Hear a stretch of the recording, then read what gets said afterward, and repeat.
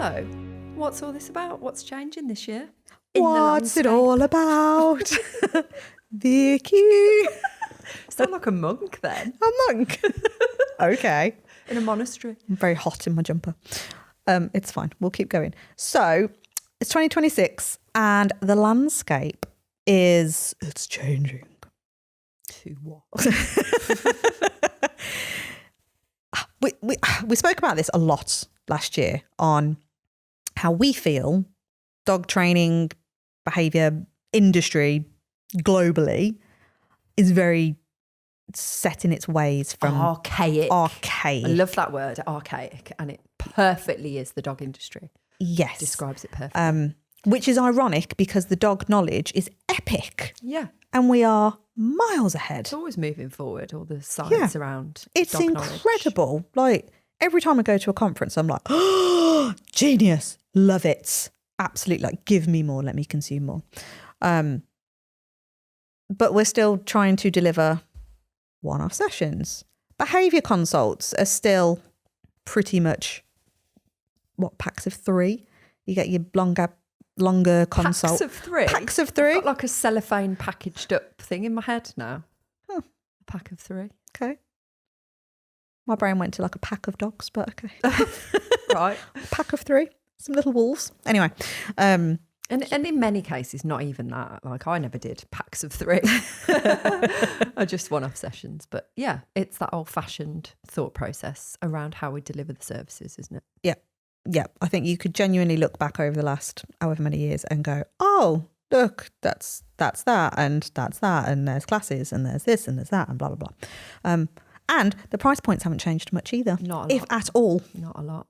Maybe gone up by about a £5. Maybe a tenner. And if it has, it's all the worry about putting a price increase out there.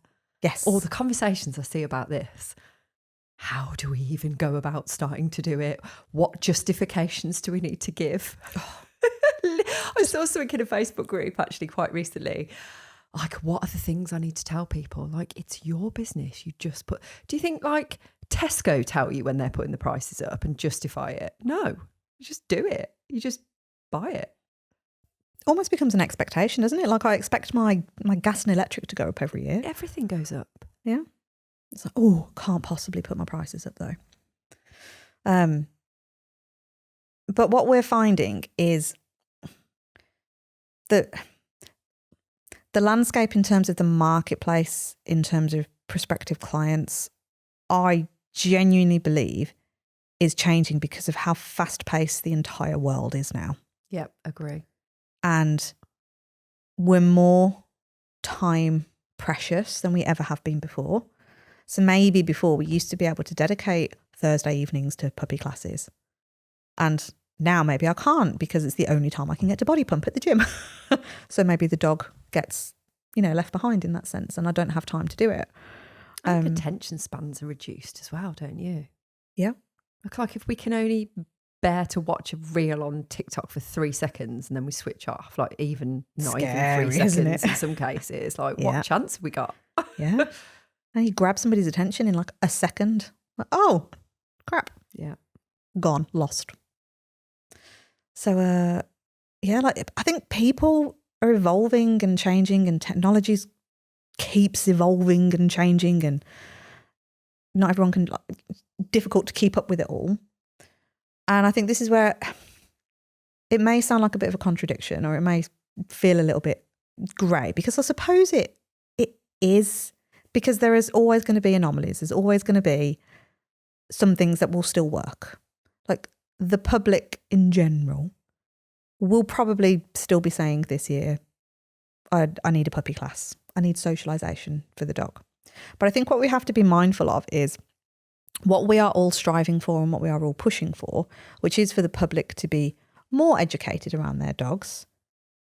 All the good news is it's actually starting to seep in.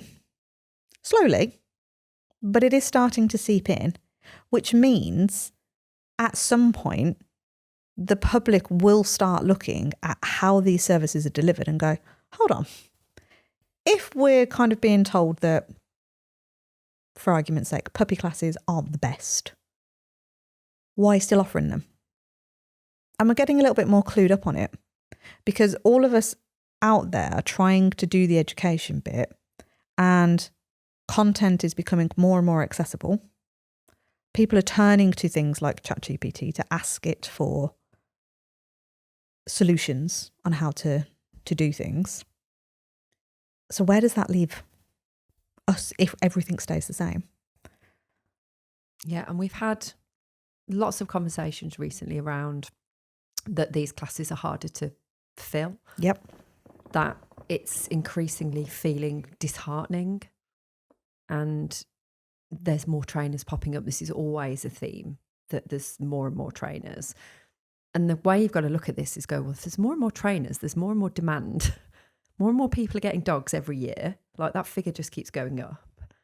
So there's definitely the market for it out there, but it's now, what can we do to be able to be successful in that marketplace?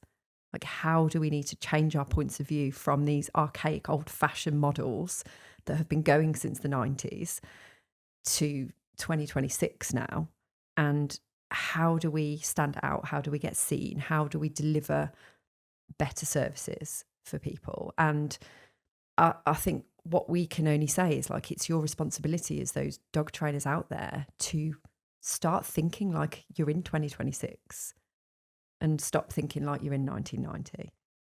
And it's a hard thing to do. Again, like, a lot of this is hard, but you either carry on the way you are, struggle to fill the classes, don't make them viable. You know, how many people out there that are listening to this are getting 1 or 2 people in a puppy class where you'd normally fill it with 8 people at the moment? Because the needs are more now. The way people are going to spend money now is that they're going to need to see that that is a good return on their investment. And even if it's 100 quid, it's still 100 quid that somebody's going to spend on a puppy class that might not be quite good enough. Yeah. And I think we all know this, that the pressures on dogs are increasing.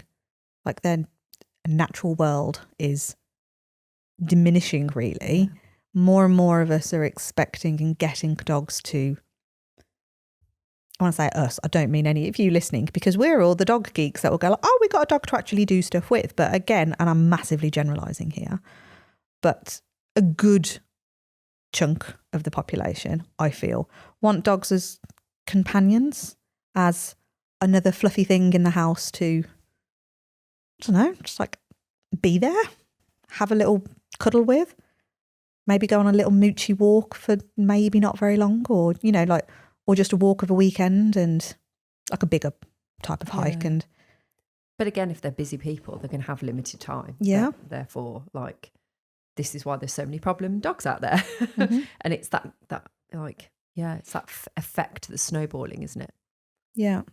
So I think it's now more than ever, certainly with technology ramping up the way that it is, and with, like we've just said, the pressures on people and dogs making massive impacts on how each spend their lives daily, we really have to start connecting on that human level again and go, what do you need? How can I help you? And again, this sounds contradictory, but almost create that bespoke, off-the-shelf solution that the off-the-shelf solution, God, it's hard to say, is your core offering, but the bespoke element is because you're delivering it in a way that can be tailored to that individual. So essentially like a bespoke one-to-one. Yeah. Yeah, and it you also have to question, and this might sound controversial, whether lots of the exercises that are taught in dog training classes these days are the idealistic type exercises that we go, this is so fun to teach, this is a great thing, this will build relationships up, blah, blah, blah. And I'm not saying, like, I've done all these things, by the way, I'm sure that you guys do listening and having that same thought process. But is that really meeting the needs of that dog owner with the problems they are coming to you for? Even if it's just a puppy class, there's a reason they're going to that puppy class. It may be just to tick a box, but it also may be we've started seeing niggly little things here, things that we thought we could solve from a book or YouTube or whatever, and we're finding that we're not being able to do that. Are you covering those things? Are they things that are relevant to that person? And of course, the challenge with a group class, and if it's only a group and that's the only access to you, is that you are tailoring one thing to potentially 8 different sets of owners there. And what might be relevant for one, completely relevant, and they go, wow, this is brilliant, this is exactly what we're experiencing, might be completely irrelevant to somebody else. And so we go like, yeah, we're going to teach these great things. And is it actually what people need? And I don't think personally we spend enough time understanding what it is that somebody exactly needs, and what the services that we should be offering are based on those things. And like, you know, we've had these conversations before around really owners. And again, we're going to like blanket this, but owners really just want a dog that listens to them, settles really nicely in public, ignores pretty much dogs and people and just goes like, oh, okay, hi, and doesn't jump up them, doesn't get overexcited. And that's it. They want a dog that is just happy to walk alongside them, not get itself in trouble, and settle really nicely in the pub or a cafe. And for the most part, I would say, of the most part of the population that get a dog, that is what they want from a dog. Yep. So is all this stuff that we're shoehorning into these services, is that what really is necessary? Yeah. I think it's where it comes down to knowing what type of service do you want to be offering? Like who's your ideal audience? Who are you like targeting and all of that stuff? And I think this is where, again, like there is such a great opportunity this year, I feel, to really market yourself to the minority and start moving away from mass marketing, because yes, more and more trainers are popping up. Whether you see that as a bad thing or a good thing, I think it's a good thing personally, because like you've already mentioned, it means that there is a need for it. However, what causes the fear around all of this is that everyone seems to be on a race to the bottom. So if somebody pops up and goes, oh, I'm a new dog trainer, you can have a £10 session with me. Then if I'm a trainer that's a bit more established and maybe I'm asking for £30 a session, I'm like, oh, I can't compete with £10 a session. Everyone's going to like flood to the £10 a session one. I'm like, no, they're not. Not necessarily. And even if they did, that £10 trainer can only take so many people on. Yeah. Do you know, I've just popped into my head when you were saying that. You looked like you had a little bit of a moment. You know, when you see new hairstyle, like hairdressers, and they'll go like, get in with, this name's just popped into my head, Carly. And Carly will give you a cut and blow dry for £15. Yeah. Because she's newly qualified. Do all the other hairdressers in the salon suddenly put their prices down? No, because they have been doing it for a lot longer. They're more experienced. They have their core client base. They wouldn't dream of racing to the bottom like that. It's maybe an introductory offer that somebody's putting on. So why do we feel the need to do it in the dog training industry or the dog industry? I honestly don't know. It's around it as well, isn't it's it? fear-based again. Everything is fear of like, oh, I'm going to lose out. I'm going to do this. They're going to take all my clients. And again, like, it's really looking at it to go, how many people can you realistically serve anyway? So even if everybody came to you, could you keep up with that demand? Would you want to? Is another thing. Yeah, and there's a lot of fear around if they live in a rural area. This crops up a lot, doesn't it? Yes. I only live in a really small village and, you know, people have to drive to me. Well, I'm guessing if you're rural, most people will drive. Yeah. I'm not saying everyone will, but it's quite highly likely that people have got cars and they can travel. Yeah. And is anywhere that remote, come up with pitchforks here, but is anywhere that remote that there's not? But again, like realistically, even if there is, because there's bound to be, always is, factor it in and go, right, I either need to accept that I've got a small market in front of me.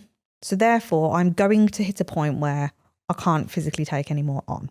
This is where customer retention 100% Yes. comes in. Yeah. Like, you need to create a product and service that will retain customers, not constantly attract new ones. So to me, like that's exactly the model I'd be looking to adopt if I am in a really remote rural setting with, let's say there's only 50 people in my village. Well, yes, realistically, you are not limiting yourself. Your environment is limiting in what you can offer. But this is where looking at that bigger picture strategy to go, okay, then. So realistically, let's say there's 50 people in my village. 20 at any one given time are going to get a new dog. So realistically, puppy classes might be off the cards because I might only get one every couple of years. Yeah. It's not going to happen. However, if I offered bespoke one-to-one training, bespoke trained for you, it might tick me over, but maybe it's still not enough because realistically there's only 20 people in the village that have dogs. So options are, you as the business owner either need to be comfortable with traveling further afield. You as the business owner either need to get comfortable with advertising that people come to you.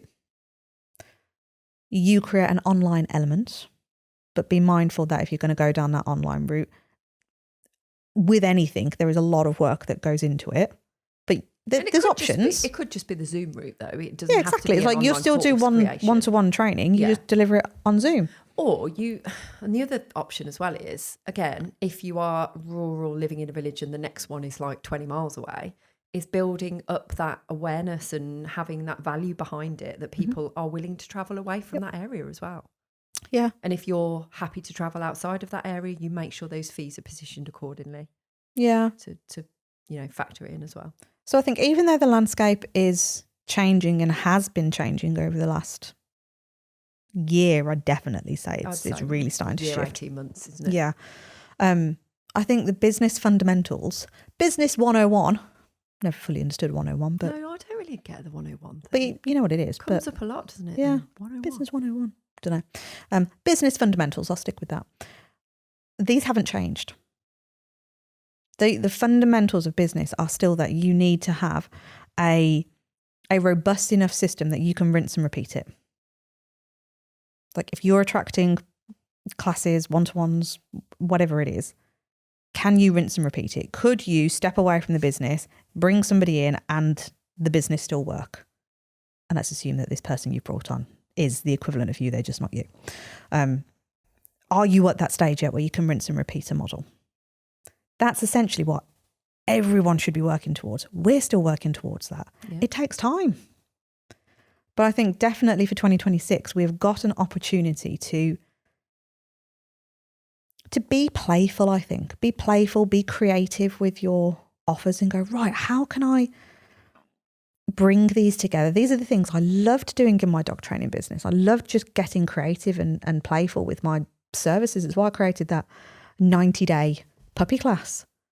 And I threw in one-to-ones as well. So everybody got 2 one-to-ones as well as a 10-week course. Yeah, and it's asking yourself, what do people really need? Like, what are they going to benefit from? What's going to move them forward? What's going to be the solution? In an ideal world, what would they get?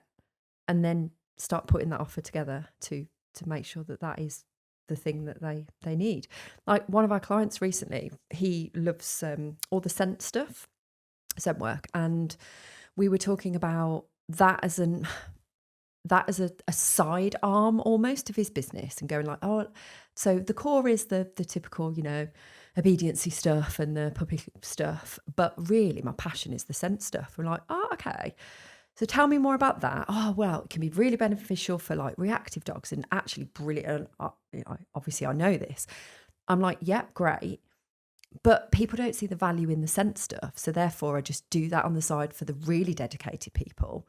And then I keep offering the other stuff, which I really don't kind of enjoy as much. But I kind of do, but I'd really like that scent bit to come into it. And I was like, so let's create something where scent work is incorporated and it's part and parcel of the way you train.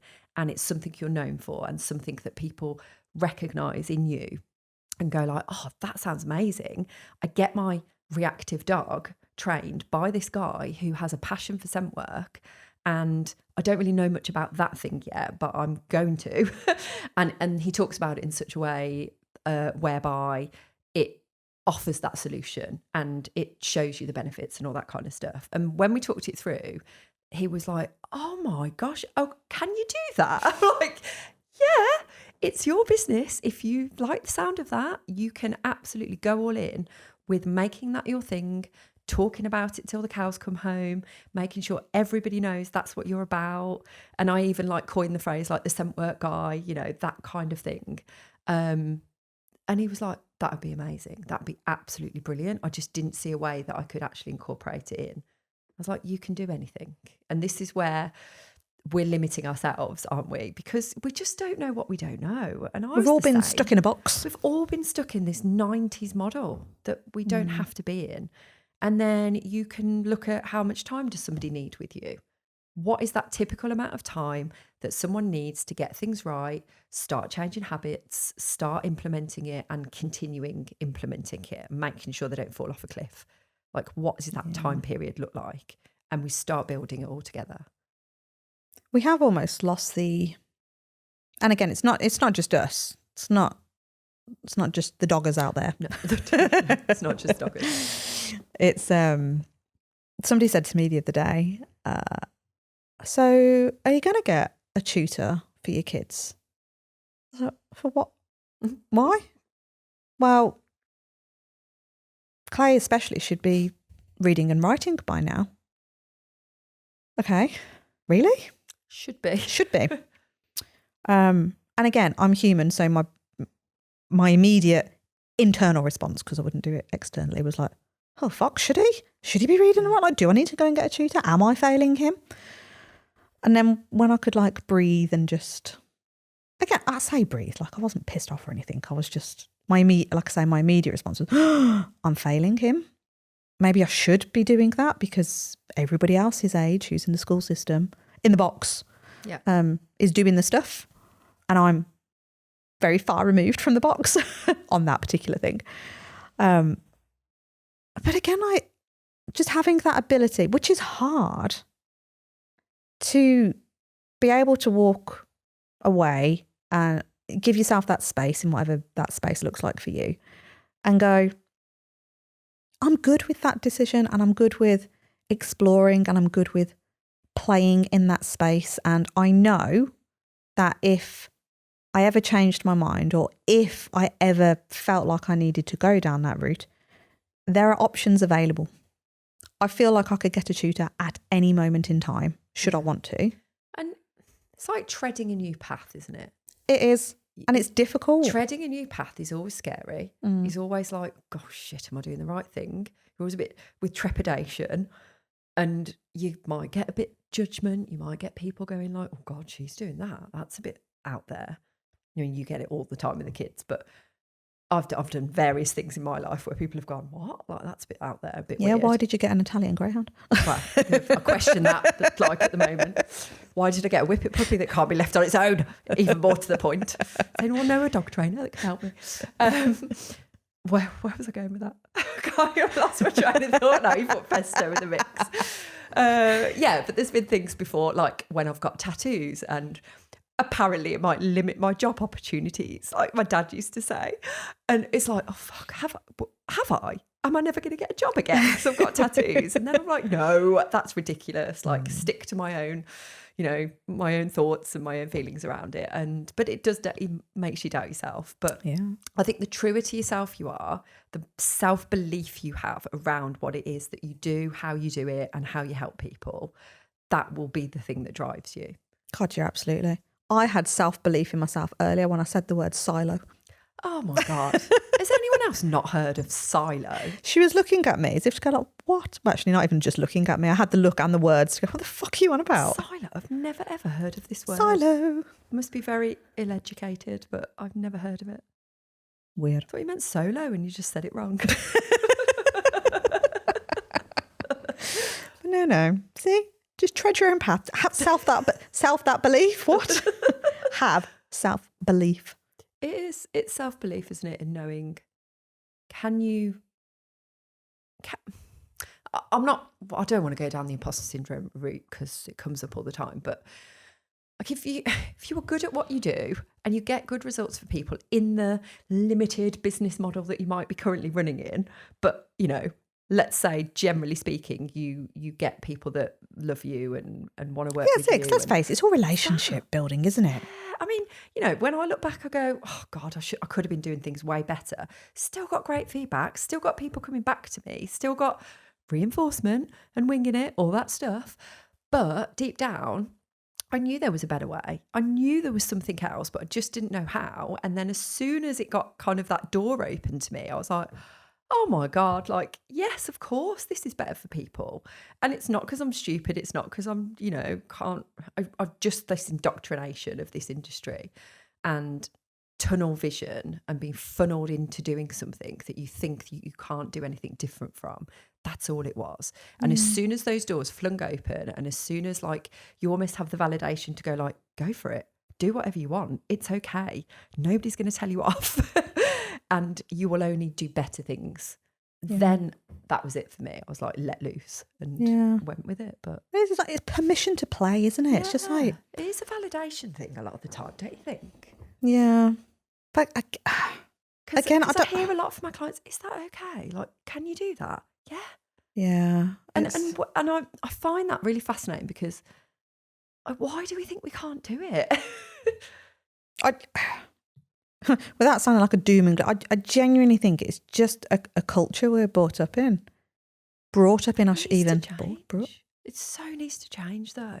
Yeah. It so frustrates the hell out of me that it's still like this. But it's life really, isn't it? It's not just this. Yeah, but this particularly, what we're talking about now, drives me up the wall. I know. Mission is to change it. Yeah.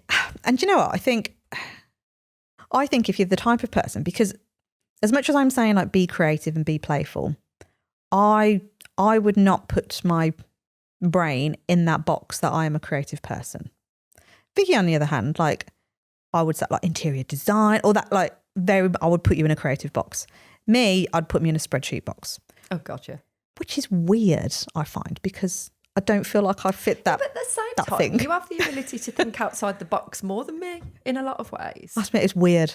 It's weird. What's your classes? What's your version of creative? Well, yes, exactly this. Arts and crafts is my version of creative and I hate it. Oh my God, I love arts and crafts. No. Let me loose. Absolutely not. With sticky things and pens. If I have to give the kids arts and crafts stuff to do, I'll be like, right, I'll set them up and then I'll go sit away from it and just watch from afar. We still like when me and Mum went to a Christmas market at the weekend and she was like, oh, Vicky, you'd have loved that when you were a kid. You'd have loved it. I'm like, I love it now. Like I'll do it. Give it to me now and I'll do it now. She's like, Lucy, on the other hand, my sister, no, not interested, but give it to me. I'm like, yay. What I was getting at with that was, if you don't feel like you're my version of a creative, like an arts and crafty type thing, then you can just keep things simple. Like I don't feel like I don't think I came up with anything new as such. I just looked at what I was doing and went, okay, what do people need? Because realistically, all I did was extend the 5-session package to 10 and I called it a program instead of a package. You consolidated all where we like to split things up in dog training and give people a break and let's end one thing and start another. You just continued it. Yeah, and just lumped it in one because actually for me, it was simpler for my brain to go like, oh, so I don't have to keep selling and selling and selling. I can just sell one thing. Perfect. That suits me. But we have the problem in this industry with are people going to buy that amount? Like, are people ready for the commitment? Are people willing to pay that much money for it in one go? Because effectively, you could be charging out lots of different services that equate to exactly the same as the high ticket program that we're encouraging people to do, right? Mm. And it's probably over the same time period, but we're just doing it in one like lump, because then you get the upfront commitment from somebody and you don't get these itty bitty breaks and people go like, oh, I'll try and do it on my own and now, oh shit, I'm failing at that, I need you again. And it just has more chance of working, as well. But it's that fear around that people will actually pay for something like that, isn't it? Yep. Yeah. And again, for me, this landscape now, I don't feel like Race to the Bottom's ever worked. but certainly in this day and age now, I think people are actually willing to invest more in a result. And I don't mean invest just in terms of finances. I think they're willing to invest time in the right places as long as they can see a result at the end of it. And I think this is where ad hoc, low ticket, air quote solutions, because they're not solutions. No. And I think people are seeing through it now and they're going, do you know what? Like, I don't know, even if it's 65 quid for a one-off consult, let's say, could I refer to YouTube or ChatGPT to get an answer? Probably. Yeah. So where would I more likely be inclined to spend my time versus do I feel like I'm going to get an outcome from investing, even if that turned from £65 to over 1,000, 1,500, 2,000, whatever it is.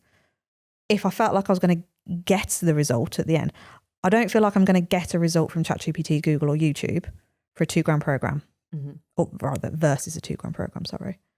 So I'm more likely in this day and age be willing to invest.